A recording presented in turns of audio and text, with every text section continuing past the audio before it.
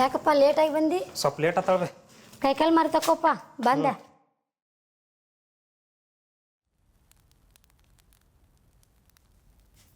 ಈಗ ಬಂದ್ ನೋಡಿವ ಹೊತ್ತು ಗೊತ್ತಾಯ್ತಿರಿ ನಿನಗೆ ಮನಿಗೆ ಬರಾಕ. ಇಬ್ರ ಮನ್ಯಾಗಿರ್ತಾರ ಅಂತ ಗೊತ್ತಾಗಂಗಿಲ್ಲ. ಇಷ್ಟು ದೊಡ್ಡವಾಗಿ ಜವಾಬ್ದಾರಿ ಅನ್ನೋದು ಯಾವಾಗ ಬರ್ತೈತಿ ನಿನಗೆ?